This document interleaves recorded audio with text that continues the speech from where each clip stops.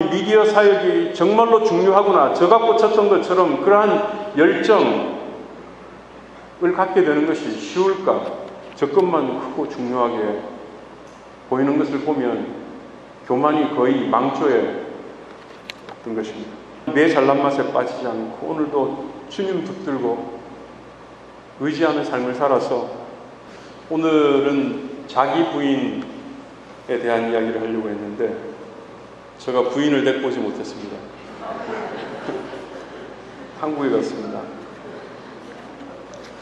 아들 명신이 군대 입대해서 퇴소식 때문에 한국 가는. 명신은 생명명자, 새신자 해서 새생명교회에 와서 아들을 낳아서 명신이라고 지은 것은 아니고요. 생명을 새롭게 하는 사람이 되라라고 하는 마음을 담아서 이름을 그렇게 지었는데, 컴퓨터공학자 전공하더니 신학대학원을 들어갔습니다. 신학대학원 입학해놓고 군대 갔는데 마음에 명신이도 새생명교회의 열매다 하는 생각이 들고 여러분들에게 함께 기뻐하며 또 감사를 드립니다. 오늘 읽었던 본문은 저희들에게 익숙한 그러한 말씀입니다. 본문을 읽으면 그 장면이 우리의 머리에 쉽게 떠오릅니다. 망대 건축의 비유라고도 불리워지죠. 어떤 사람이 망대를 건축하려고 했습니다. 보기 위한 시설이니까 높게 지었겠죠. 높은 곳에 올라가서 멀리까지 보면서 감시하거나 또는 방어하거나 이런 것들이 망대일 것입니다. 튼튼하게 지어야 되니까 건축비도 많이 들지 않았을까. 그래도 건축해야 할 필요가 있으니까 망대를 짓기 시작했습니다. 그런데 문제가 생기죠. 필요가 있어서 건축을 시작했고 어떻게 되겠지 기대하면서 시작을 했는데 생각한 것보다 돈이 더 드는 것입니다. 한 10m 정도의 망대를 지으려고 했다 치는데 기초공사하고 나니까 벌써 돈이 간당간당해지고 1m 정도 쌓고 나니까 돈이 완전히 떨어져 버리는 것입니다. 돈을 빌려서 마저 지어야지 돌아다녀도 안 되고 외상으로 물건을 좀 드려야지 해도 안 되고 그러면 중단할 수밖에 없을 것입니다. 망대를 세워야 할 필요와 명분은 있는데 방법이 없어서 중단되고 나면 흉물이 되는 거죠. 지나가는 사람들이 보고 짐작합니다. 저 집안 법적 분쟁이 생겼나, 또 사람들이 비웃을 것입니다. 목적도 이루지 못한 채 돈 다 까먹었겠네, 망했겠네, 잘 좀 계산해보고 시작하지. 31절부터 33절까지 나오는 전쟁의 비유도 비슷합니다. 어떤 임금이 전쟁을 시작하려고 합니다. 전쟁을 하는 이유가 있었겠죠. 어떤 나라가 쳐들어왔다든지, 그래서 싸우지 않으면 나라가 붕괴될 수 있는 큰 위기를 직면했다든지. 전쟁은 일어나서는 안 되지만 전쟁을 심각하게 고려해야 할 그런 상황이 될 것입니다. 그러나 그런 대의나 명분만으로 전쟁을 시작할 수는 없죠. 미리 결과를 잘 따져보고 그리고 예측해보고 전쟁을 시작해야 합니다. 우리 병사가 1만 명인데 적군은 우리보다 훨씬 더 숫자가 많다든지 그쪽 전력이 훨씬 더 강하다. 그러면 전쟁을 시작하면 안 되는 거죠.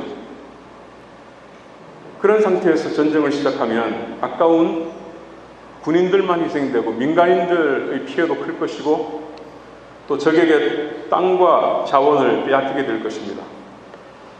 제대로 따져보지 않고 전쟁을 시작한 그 임금은 역사와 민족에게 큰 죄인이 될 것입니다. 이 두 비유를 통해서 예수님께서 무엇을 말씀하려고 하는가? 계획의 중요성, 예산의 중요성, 미리 잘 계획하고 일해라, 이런 것들을 말씀하시는가? 저는 일들을 미리 잘 못합니다. 계획을 세우는 것이 잘 안 됩니다. 그래서 오늘 이 본문을 접할 때마다 자꾸 캥기고 주눅이 들고 앞에 있는 함께 믿음이라는 표어를 보면서 저 10년 동안 목회를 하면서 한 번도 주제 성구나 표어나 뭐 이런 것들을 정해본 적이 없었던 것 같습니다. 정할 줄을 몰랐던 것 같습니다. 예산을 세워보지도 않았고요. 하여튼 계획 세우는 일에 있어서는 정말로 부족한 사람인데 저보고 하나님께서, 예수님께서 좀 계획성 있는 삶을 살라고 이 교훈을 말씀하셨을까? 비유는 영적 진리를 쉽게 전달하기 위해서 비유를 사용합니다.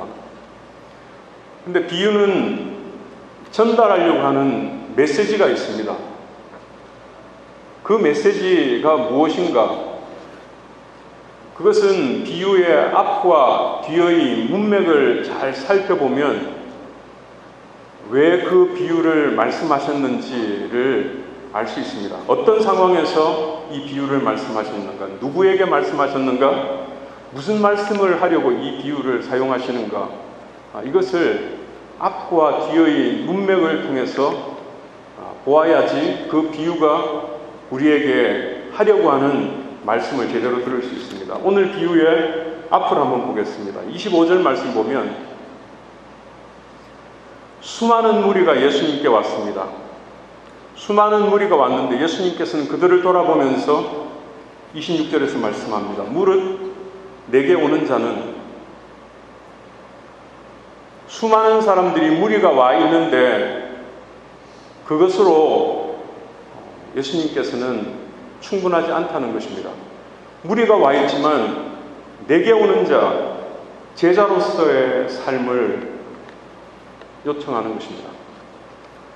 제자로서 살기 위해서 어떤 삶이 필요한가? 26절에서는 자기 부모와 처자와 형제와 자매와 자기 목숨까지 미워하지 아니하면 능히 내 제자가 되지 못하고, 27절에서는 누구든지 자기 십자가를 지고 나를 따르지 않는 자도 능히 내 제자가 되지 못하리라 라고 말씀합니다. 그리고 난 다음에 이 말씀을 보충하기 위해서 주신 비유가 망대의 비유이고 전쟁의 비유입니다. 위의 그 앞의 말씀을, 비유 앞의 말씀을 염두에 두고 망대의 비유를 다시 한번 살펴보면 이런 의미인 것을 알 수 있습니다. 제자가 되겠다는 것처럼 망대를 세우겠다라고 작정한 사람은 그 일을 실행하기에 앞서서 잘 따져보고 가능할지 아닐지를 생각해보고 시작해야 되는데, 그렇게 따져보면 그 계산의 결과가 뻔하다는 것입니다. 예수님께서는 이미 말씀하십니다. 계산해보면 너가 가진 것으로 망대를 완성하지 못할 것이다. 호기 있게 시작했다가 중단되는 사태를 경험하고 말 것이다. 내 예산으로, 내 힘으로 끝낼 수 없는 일이 제자로서의 삶이라. 그래서 시작하지 말라는 뜻은 아니고요. 시작할 것이면, 제자로서의 삶을 시작할 것이면 자기 십자가를 지고 시작을 해야 된다는 것입니다.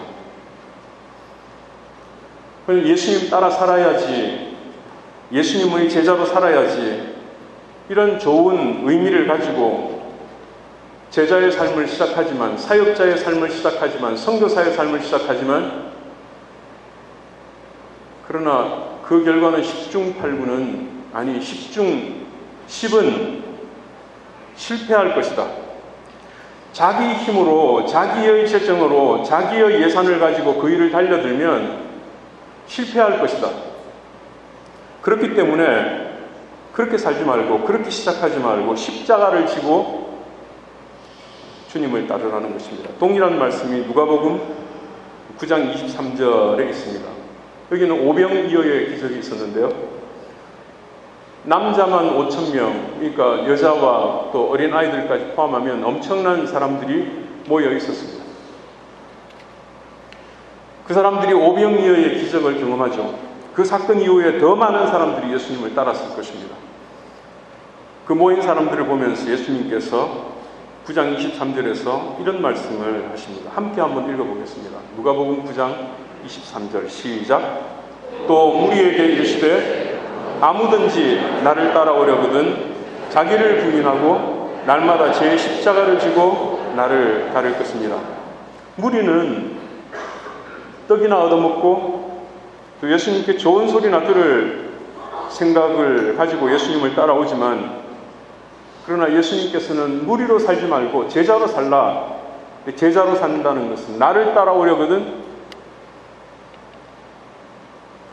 자기를 부인해야 가능하다는 것입니다. 좀 더 구체적으로 십자가를 져야 비로소 예수님의 제자로 삶을 시작할 수 있다는 것입니다. 자기를 부인한다는 것은 내 힘으로는 안 되는구나 하는 계산을 말합니다. 내 돈, 내 의지, 내 능력으로 안 되는구나 라고 하는 것을 인정하는 것이 자기를 부인하는 것입니다. 항복하는 것이죠. 내 병력 1만으로 저 2만과 싸우면 패할 수밖에 없겠구나. 이것이 자기 부인입니다. 그래서 멀리 있을 때 사신을 보내서 화친을 청하는 것이죠. 이 두 비유의 결론에서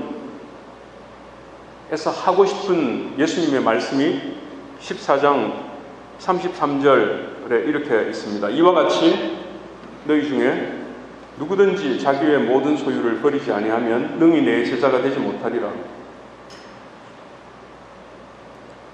버려야 가능하다.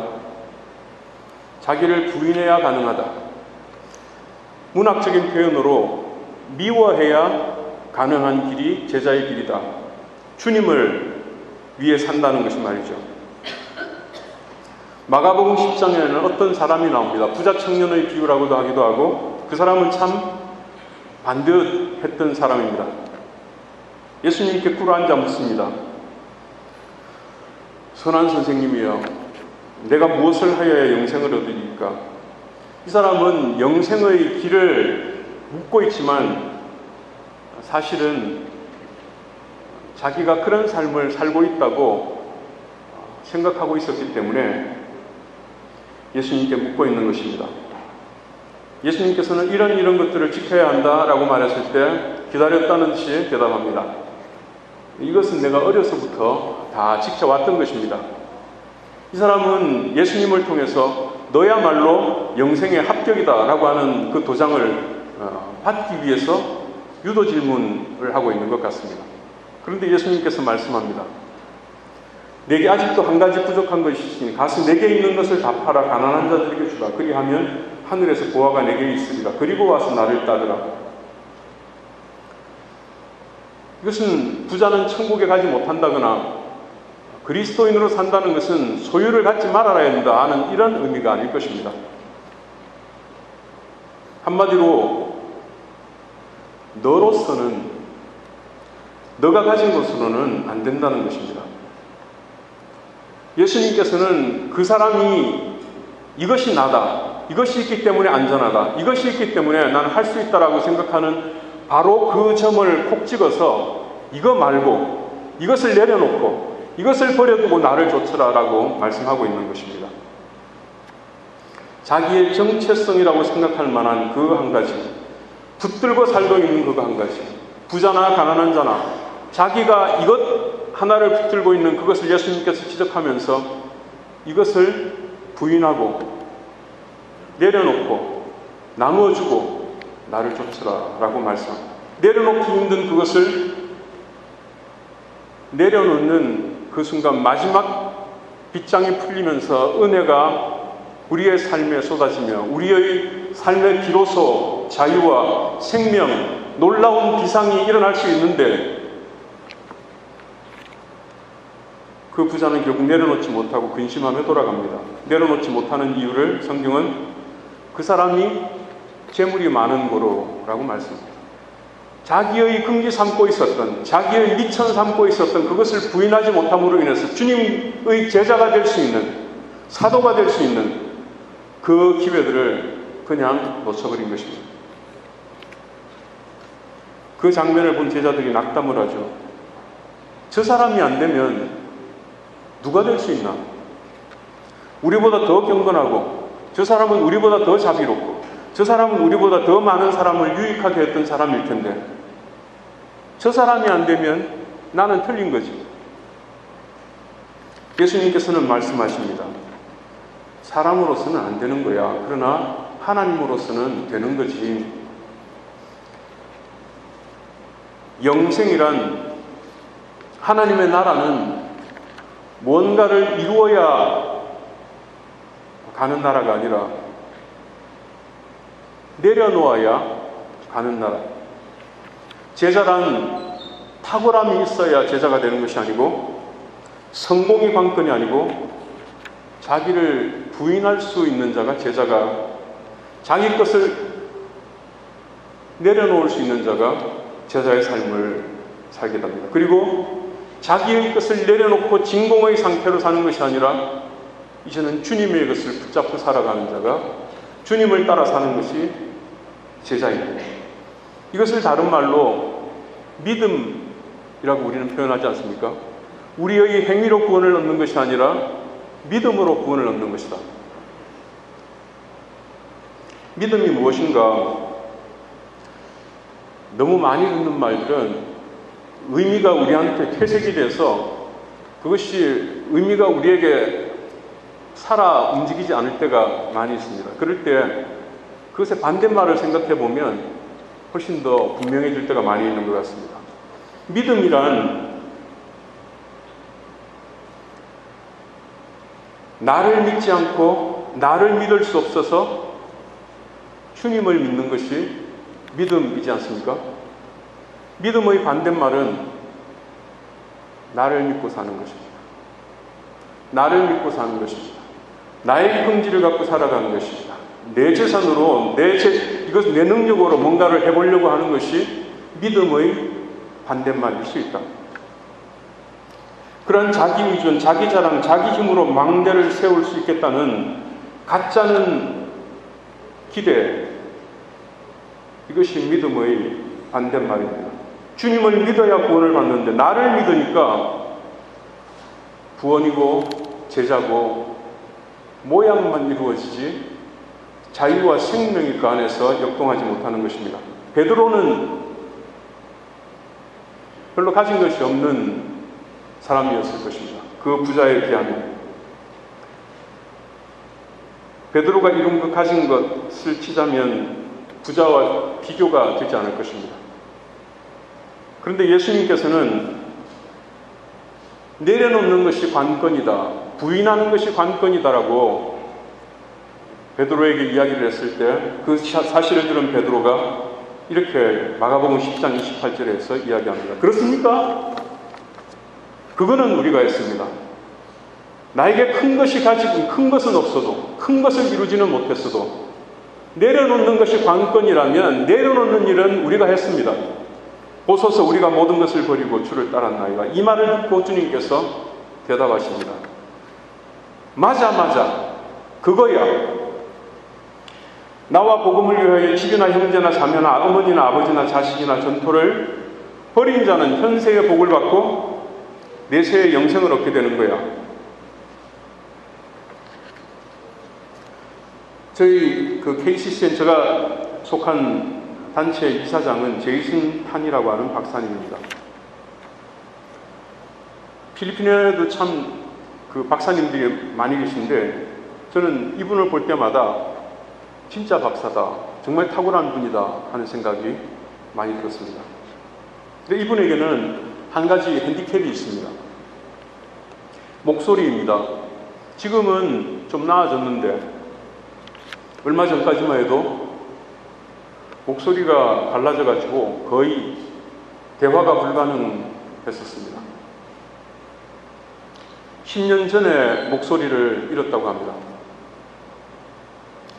설교하는 목사고 강의하는 교수고 신학교의 학장인데 목소리가 나오지 않으니까 얼마나 큰 좌절이었겠습니까?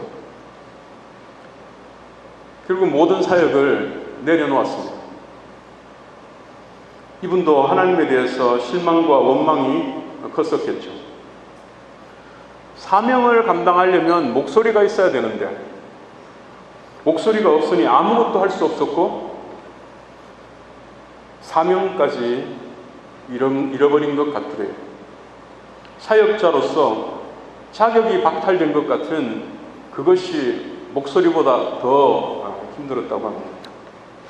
한 번은 유럽에서 열리는 수련회 초대를 받았는데 그 수련회는 일반적인 수련회가 아니고 사역자들 가운데서 어려움이 있는 남자 목회자들 20-30명이 초대를 받았다고 합니다. 어떤 분은 아내를 먼저 사별한 이러한 분, 또 어떤 분은 사랑하는 자식을 잃은 사람, 또 어떤 분은 암에 걸려서 투병하는 사람, 그리고 이 제이슨 판 박사님은 목소리를 잃고 사역을 중단할 수밖에 없었던 이런 분들, 이런 분들이 20-30명 모여서 수련을 하는데 이 제이슨은 그 수련회에서 큰 변화를 겪었다고 합니다.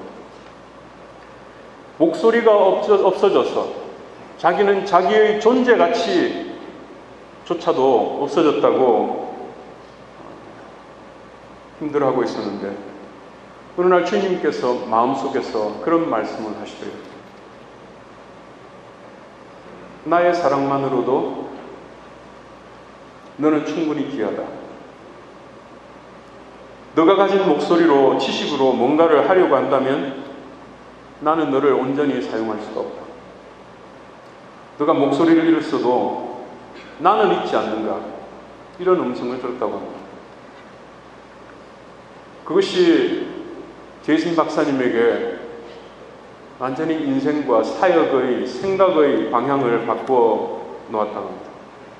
그동안 자기가 박사가 되기까지, 학장이 되기까지 열심으로 일해왔지만 자기의 힘과 자기의 은사를 가지고 자기의 목적을 이루려고 애써왔구나 하는 것을 깨닫게 된 것입니다.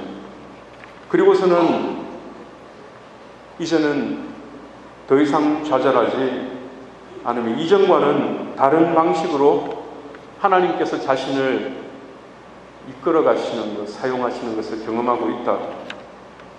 하루는 꿈인지 생신지 이런 주님의 음성을 들었다고 합니다.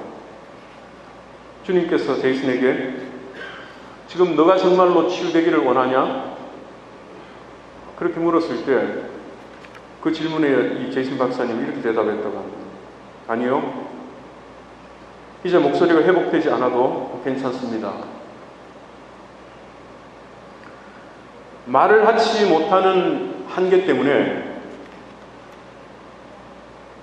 예수님과 더 깊은 관계를 누릴 수 있게 되었고 일반 목회자들이 감당하지 못하는 영역에서 더 깊은 사역을 할 수 있게 되었기 때문에 목소리가 회복되는 것이 와이낫이지만 그것에 대하여 이제는 더 이상 매달리지 않습니다라고 대답했다고 합니다.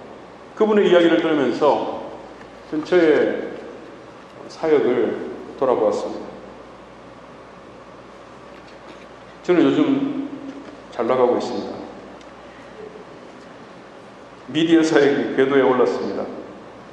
BLTC 성경적 리더십 훈련학교 20권짜리 프로그램이 다갈로그로 비디오도 387개로 다 만들어졌고 여러 곳에서 훈련도 진행되고 있습니다. BLTC 설명회를 열면 참여한 한국 선교사님들이나 필리핀 사역자들이 반응을 하고 자기 지역도 훈련센터를 세워달라고 요청합니다. 이제는 안겔레스의 미디어 센터도 기공했고 아마 10월달 정도면 완공이 되어서 입주하게 될 것입니다. 아시아의 여러 언어로 BLTC 비디오를 만들 꿈에 부풀어 있습니다. 만나는 사람들마다 제가 입에 침이 튀도록 BLTC를 설명하고 다닙니다. 사실은 제가 미디어 사역을 하게 된 동기를 설명할 때마다 떠오르는 것이 구레네 시몬처럼 어쩌다 보니 얻어 걸려서 너 이거 해. 안 할 수가 없어서 그 일을 시작했는데 이런 의미가 되었고, 그동안에는 사람들을 설득하는 것이 정말로 어려웠는데 팬데믹을 거치는 동안 미디어 사역에 대한 중요성들을 다 인식하게 되는 바람에, 또 리더십 인터내셔널 국제단체를 만나게 되는 바람에 이렇게 저렇게 해서 이 일들이 이제는 궤도에 오르게 되었지만, 제가 별로 한 것이 없고 저의 계획이 아니었고 또 저의 미래를 보는 해안도 아니었습니다. 하나님께서 은혜로 이 길을 열어주셨는데, 돌아보니까 제이슨 박사님의 그 이야기들을 들으니까 제가 BLTC를 미천 삼고 BLTC로 뭔가를 이루려고 하고 있구나 하는 그런 반성이 되었습니다. 예수님이 나의 길입니다. 저는 예수님의 뜻을 이루고 싶습니다 싶어서 선교 사역을 시작했는데, 지금은 BLTC가 자랑스럽고 지금 BLTC의 꿈을 이루려고 다른 선교사님들의 사역을 접하면 덜 중요하게 보이고 저 것만 크고 중요하게 보이는 것을 보면 교만이 거의 망조에 든 것입니다. 이것 가지고 하면 뭔가를 할 수 있겠다는 생각을 은연중에 하고 있나 봅니다. 이런 것 때문에, 자랑할 만한 것 때문에 자기를 부인할 수 없을 때, 주님의 제자로 실격이 되어가고 있구나.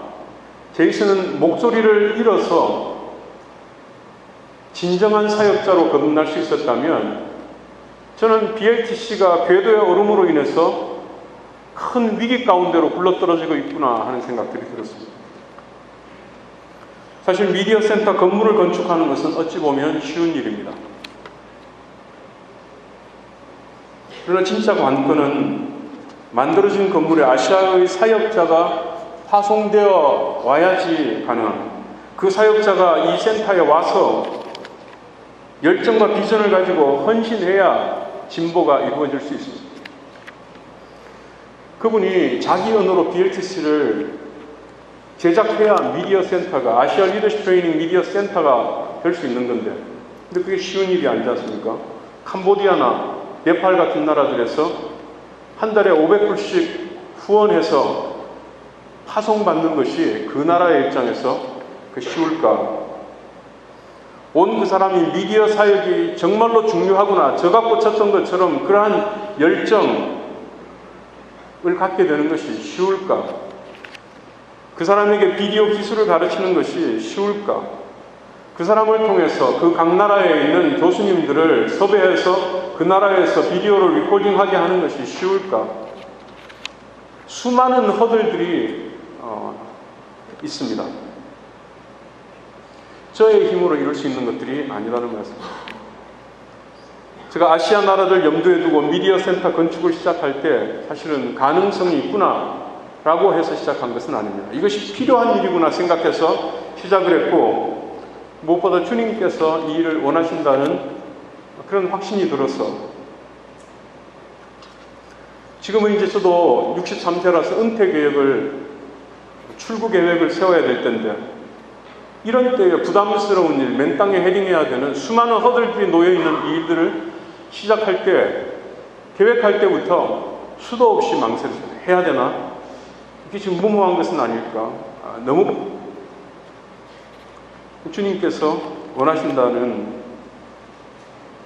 생각에 대한 순종 때문에 일을 시작했고, 지금도 주님께서 역사하셔야 이루어질 꿈입니다.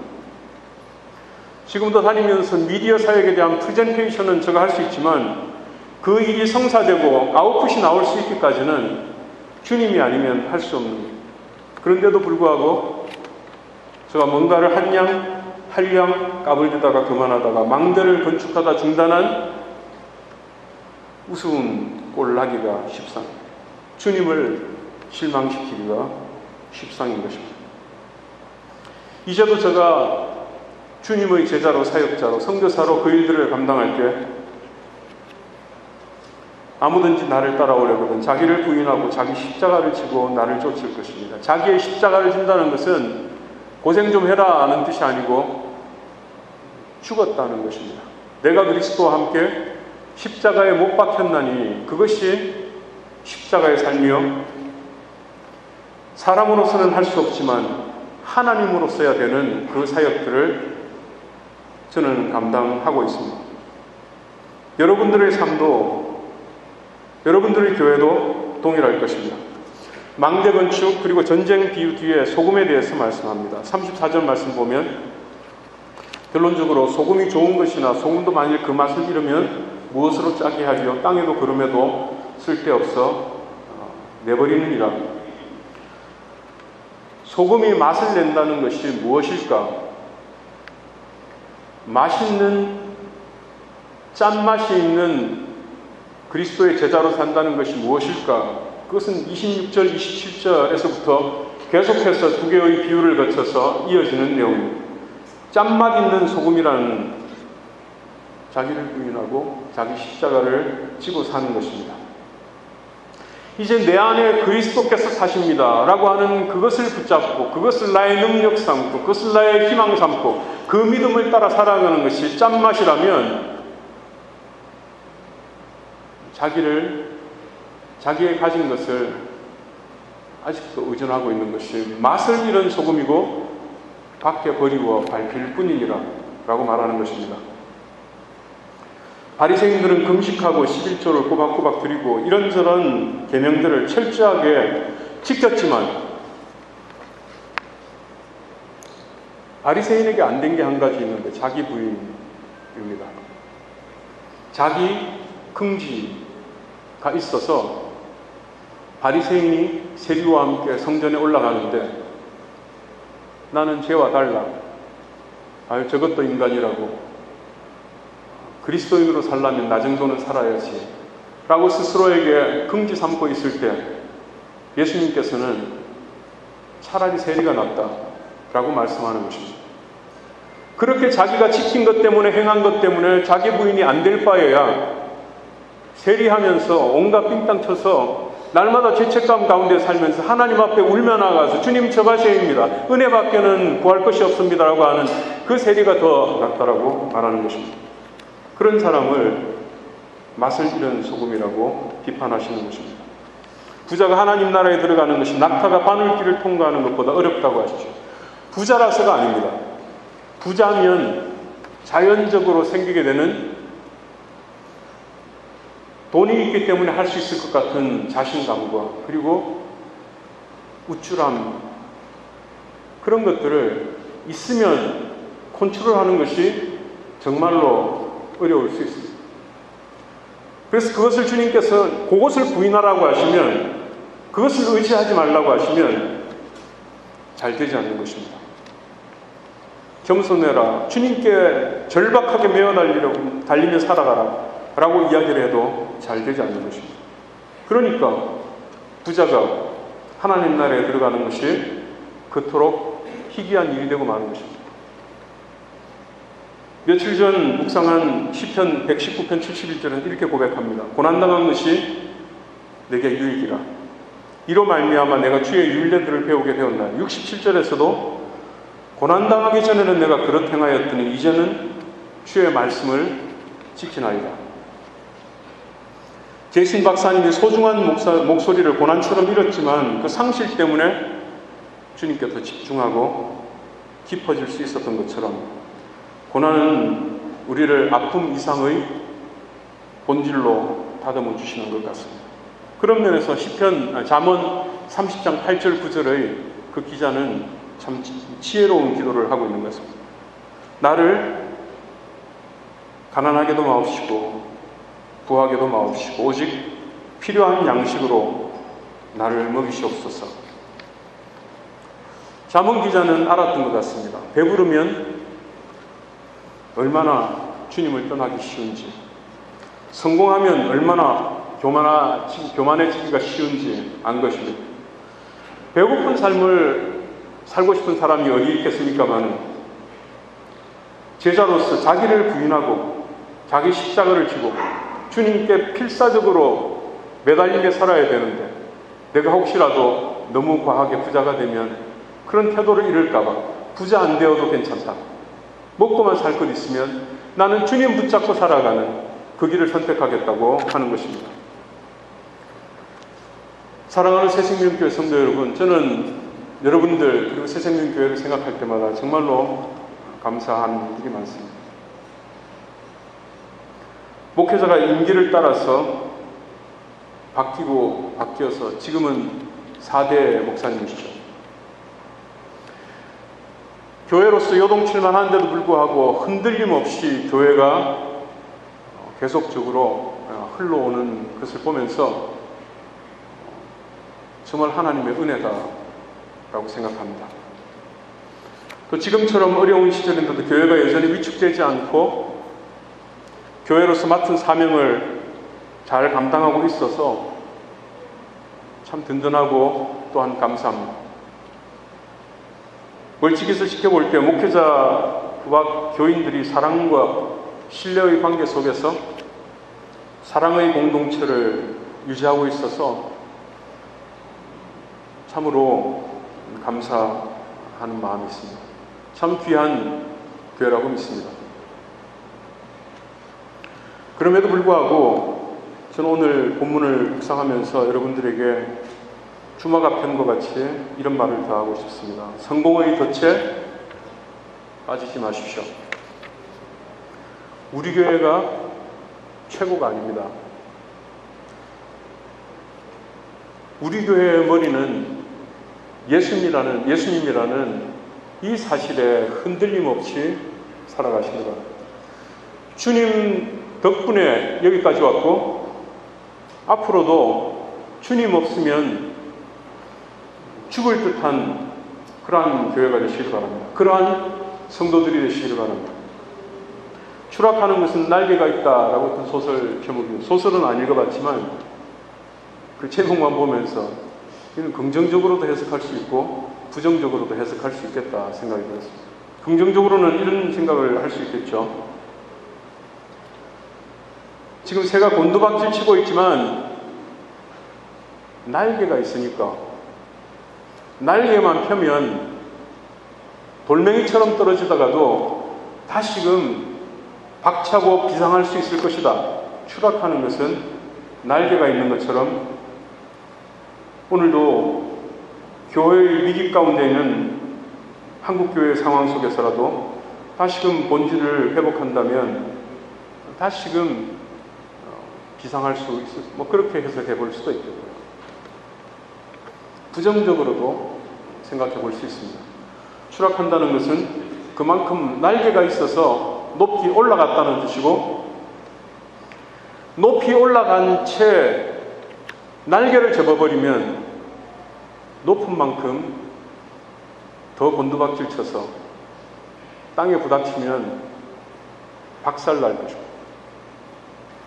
제자도 자기 부인을 그 본질을 잃고 잘난 맛에 빠지는 순간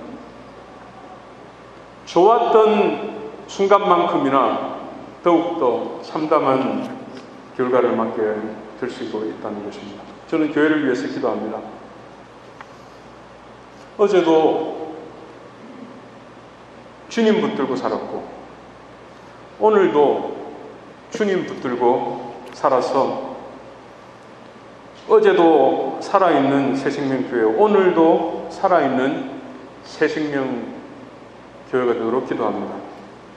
어제도 인정받았다면 오늘이고 내일도 주님께 인정받는 교회가 되기를 축복합니다. 성도님들 한 분들도 내 잘난 맛에 빠지지 않고 오늘도 주님 붙들고 의지하는 삶을 살아서 주님께서 여러분들을 보시면서 제발 저런 친구도 있지 않냐 라고 자랑하면서 세상 가운데 꺼내놓을 수 있는 그러한 하나님의 제자들이 되시길 우리 주님의 이름으로 축원합니다. 기도하겠습니다.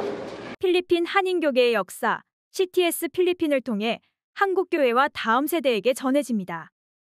CTS 필리핀은 해외 선교지 최초의 CTS 지사로 개척되어 독립된 법인체로 성도들의 기도와 후원으로 운영되고 있습니다. 해외 선교지에서 영상 선교 사역이 지속될 수 있도록 함께 동역해 주세요.